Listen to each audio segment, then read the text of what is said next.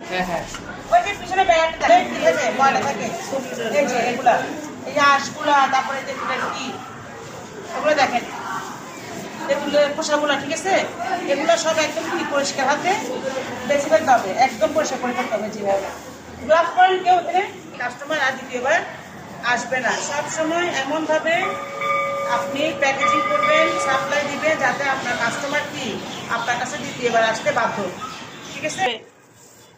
আর সব সবসময় চামচ পরিষ্কার, মানে শুকাইয়ে আচারে বয়েমে দিবেন। ভেজা চামচ দিবেন, আচার নষ্ট হয়ে যাবে। আমরা কি করছি,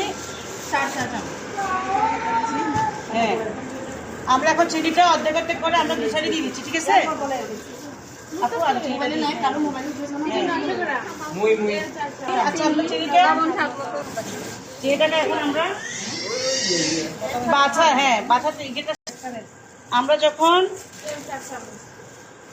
এটা কি করবো, মিক্স করবো, তখন আমাদের এখানে আমরা অল্প অল্প করে আমরা কি করবো, তেল অ্যাড করবো।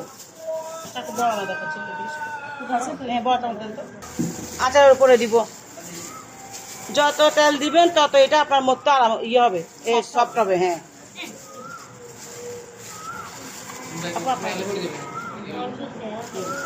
আপনাদের তো যদি আরো বেশি টক হয় তাহলে কি চিনি আরো যাবে। আচ্ছা, এটা আবার একটু একটু চিনি মিশাবো এগুলো, হ্যাঁ, যে একবার হয়েছে কারণ ওগুলো টক তো, ওগুলো হ্যাঁ আপুরটা হোক ভালো করে, দুইটা আছে না, দেন 4 চামচ, তাহলে দুইটা করে দিচ্ছি, ঠিক আছে। 2 চামচ এখানে দিচ্ছি আর 2 চামচ ওখানে দিব, ঠিক আছে। মিষ্টি জিরে,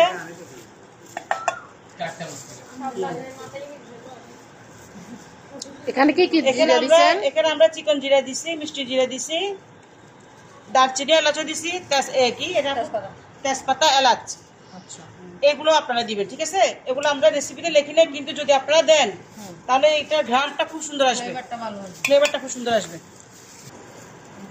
মরিচের গুঁড়া,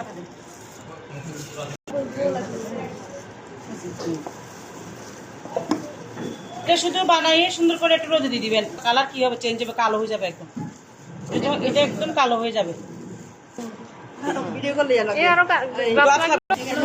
কালারটা দেখছেন, কালারটা কি তেঁতুল কি হয়েছে, টেস্ট কেমন।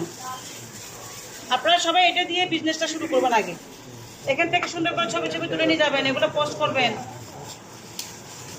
আচারের যে বাটার ট্রেগুলো নিয়ে যাবেন, কিনে নিয়ে যাবেন এখান থেকে, এগুলো পোস্ট করবেন যে আমি এগুলো বানাচ্ছি। গিয়েই তো সব আইটেম বানাতে পারতেছে না, ঠিক না, এখান থেকে সব ছবি তুলে নিয়ে যাবেন যে আমি এগুলা সেল দিব।